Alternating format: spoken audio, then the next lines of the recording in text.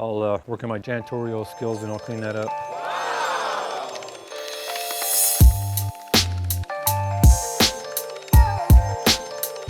So if you've clicked on this video, you know it's very common for old cars to overheat and have problems with cooling. Once and for all, we're gonna show how we set it up, which seems to be a good way to do it because it eliminates the problem. We're down here at the Proud Camaro owner's establishment. He has a very nice Camaro here with a big block in it, and the thing runs hot. And he drives it, and he's tried like Every option available except this one. different radiators, different fans, different shrouds, different electrics, different mechanicals. Dude, we're gonna get to the bottom of it right now. So a disclaimer right here, right now. There isn't no magic pill that you can throw at your car to fix this. It's gonna cost you no matter which way you look at it. There's no dumping fluid in the radiator. Runs cooler, whatever, alcohol-based mumbo jumbo. We're gonna go drive this car. We're gonna show you what it does, the temperature, how it creeps up, and the setup that's in it, and then we're gonna show you the correction.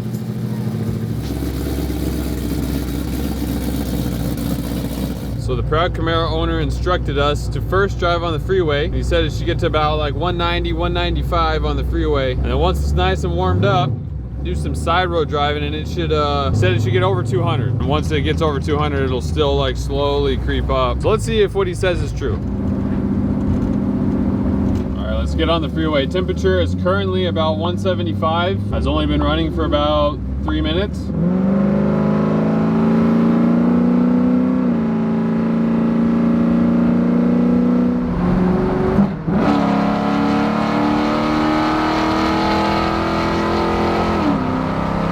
One test drive later.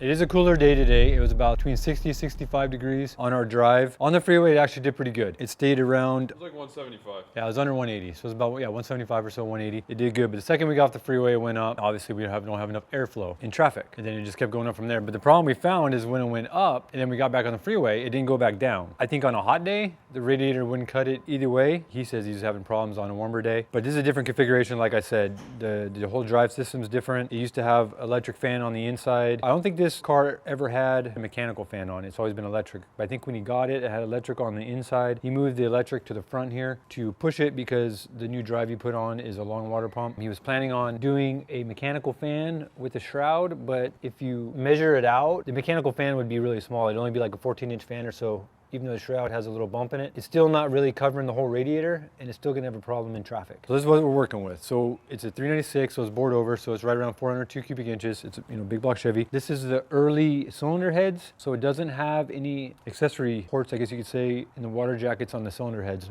that big block Chevys normally have. They normally have them on the top here. So we're really limited on where we can put our probe for our fan on our new setup. He has this fan running all the time, and it is a weaker fan. It doesn't flow that much air, but you can see it's only covering roughly 16 inches of the radiator, and this radiator opening is around 23 inches. This is a big block radiator. It is a 4-row copper brass, and then it does have the training cooler in it. On the freeway, it did okay. We got off instantly. It started going up. It got up to about 190 right when we got off the freeway, and then we looped around, got back on the freeway. At that point, it was still around 190, and then we got back off, coming back through traffic, and it got up to 220 in traffic. Like I said, a cooler day. We're only about 65 degrees outside, and it just kept creeping. You can physically watch the gauge just go right up. And then we have one. This is fuel injected, so it's using one probe here for the fuel injection, and then we have a mechanical gauge in here. This is a probe that somebody added. It had electric gauge when he got it. He thought the gauge was acting up, so he went from the electrical to the mechanical just to make sure there wasn't a gauge, and it was the same reading. It's really difficult to change the gauges around, so we're gonna leave the mechanical. So this is pretty much the only spot in this particular engine that we have to add a probe, and we don't want to run a mechanical fan because, for one, it's a draw on the engine.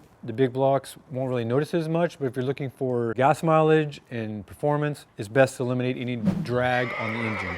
So we're gonna eliminate the fan, and then we're gonna do electric fans, and the fans don't need to run all the time, because if you have this set up right, that the engine will be in an operating temperature and the fans will shut off. Like, you're going down the freeway, the fans don't need to be running. They shouldn't be on. So that's why we're gonna put a fan switch in here, and it's gonna control. The new one has dual fans. We'll show the new one here in a second. And we'll kind of just briefly go over this really quick. We'll go over a little more in depth here in a minute once we get it out. But you wanna have a good amperage alternator, roughly around 100 amp. I mean, this is a single fan. We're going to a double. So in order to have enough amperage to run the fans to the CFM that they're supposed to run, you need to have enough amperage out of the alternator to keep up with everything. This is a newer style, later GM style alternator. I would assume it puts out roughly around 100 amp. The charge wire here, they added this as a 10 gauge. It's a little small. I might bump this up to an 8 gauge. And some of the stuff we need to clean up, like they got this fuse here going to the battery. I think this is for the fan that was on here before. So we're gonna clean up some of this wiring and we'll go into a little more depth of how to set it up right. So I'm gonna get this out, we'll compare and go on from there. I opened the petcock to take the pressure off of it, but I probably didn't wait long enough. Being this thing got almost 220 coming back, it was still pretty warm. I made a little bit of a mess. Normally you open the petcock to get the pressure off and then you can open the cap, but apparently we're a little too warm still. I'll work on my janitorial skills and I'll clean that up.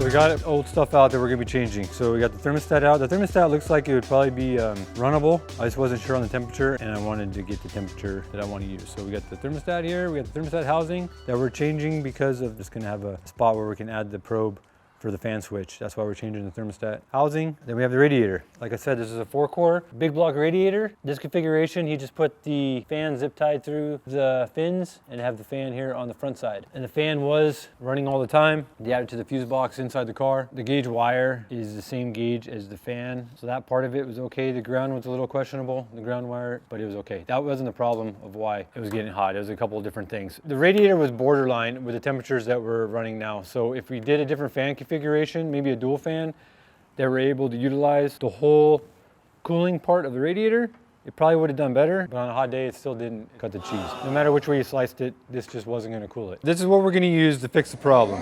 Good old Ron Davis radiator. So this is part number 11-16CA67T. T is with the automatic transmission cooler in it. So this is just for conventional small block Chevy, big block replacement. It's got the opposite inlet outlets. So if this was an LS deal, it would have the top inlet on the same side as the outlet. This one has an optional recovery tank overflow on the shroud, which is really nice and clean, really nice Sano deal. And these fans are dual 13-inch fans, and both of them together combined are 3,420 CFM with both of them on. The relays that we're going to be running, I'm running the painless dual fan relay, which is the part number 30117. Each fan is going to have its own relay. So if one relay goes bad, then you always have a fan. This particular setup here is one fuse, does the whole deal, but the fuse is like a maxi style board and it's a 70 amp fuse. So it's definitely more fuse than you need on the fans. Like I said, really nice, got the aluminum shroud. Fans are all built onto it, really clean. So you're using the whole radiator and you can see that the size of the fans actually overhangs to the tank. So you're using every ounce of the radiator. And the way the shroud's made, it's got these little flaps. So when you're going low speeds or sitting in traffic, it's using the full shroud. It's sucking it all through the radiator. And then when you get cruising down the road, these flaps can open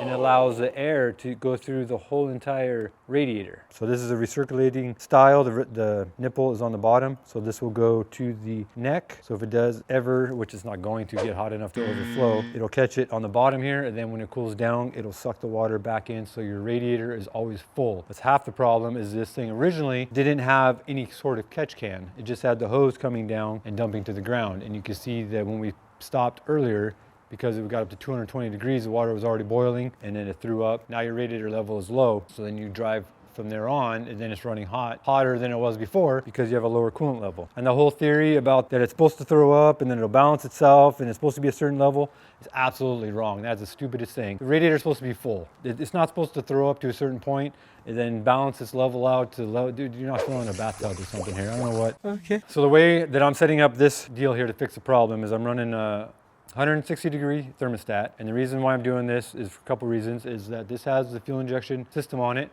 the Sniper EFI. I'm not sure if there's a time for this to go into like a closed loop system where it controls the fuel trim, but it has a temperature probe. So this allows it to get to a certain temperature for the fuel injection, and also so you have a heater on these very cold days in San Diego. Psych! And then we have our fan is gonna come on in 185. So this will turn it on at 185, and then at 175, it turns it back off. So that's the operating range of the engine. So this is open at 160, so we have 25 degrees before the fans will come on, and then it'll go down to 170. So the thermostat would pretty much be always open during operating temperature, and then this is what's going to control your engine temperature. So when you're driving down the freeway, fan should turn off because you have more airflow. You don't need your fans come on. They should only be on in traffic. You don't have the drag on the engine for a mechanical fan, so your performance is better. Win, win, win. Do you understand? I don't know if I mentioned, this is also a dual row 1-inch tube radiator here. Instead of the copper brass, is a 4-row. So these are a bigger passage than the original. We're gonna get this installed, get it wired up, show you how to fix it. This is the fix right here. All right, so we're getting close here. We're getting close to getting this thing finished up. I have one correction that I said on the overflow here. The one on the bottom I thought was a recirculating fitting, but the nipple is here. There's a tube that comes over to the bottom. If this thing gets really full, then it'll come out the bottom. But it is recirculating. Recirculating?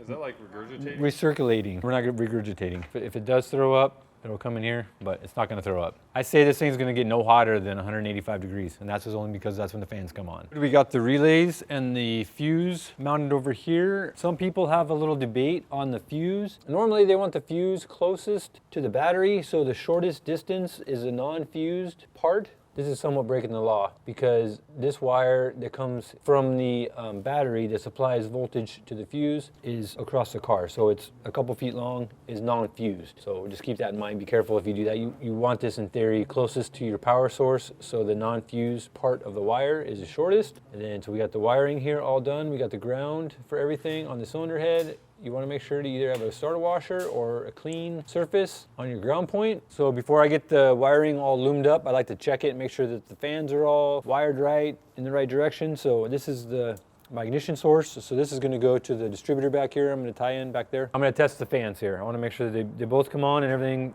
the air is flowing in the right direction. Obviously we want it sucking the air in, not blowing it forward. So we're going to, in a sense, ground our relay, or ground our temperature switch is what it does when it gets the temperature. So we're just gonna jumper it.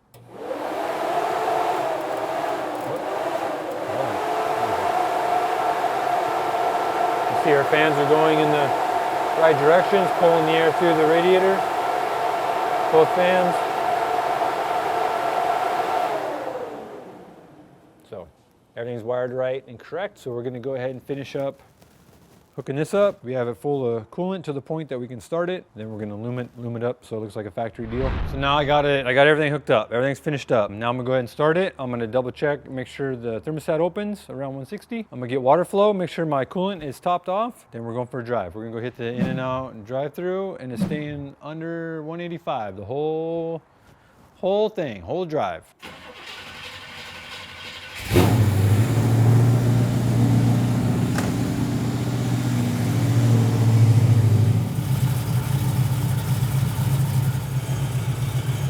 We're gonna cap it.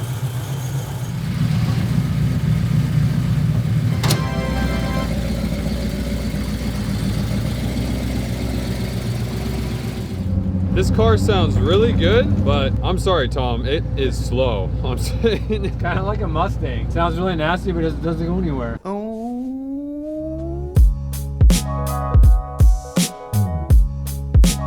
Went to In-N-Out, hit the drive-through, got our food, we ate. Car didn't even come close. Stayed 180. 180 the whole drive-through. Fans come on, they turn off. The only thing is the fan switch is a little off of their advertised when it turns on. It's supposed to turn on 185 and it turns on 195. That's the only deal. And I checked it with the temperature sensor for the fuel injection just to make sure that the gauge, they're accurate.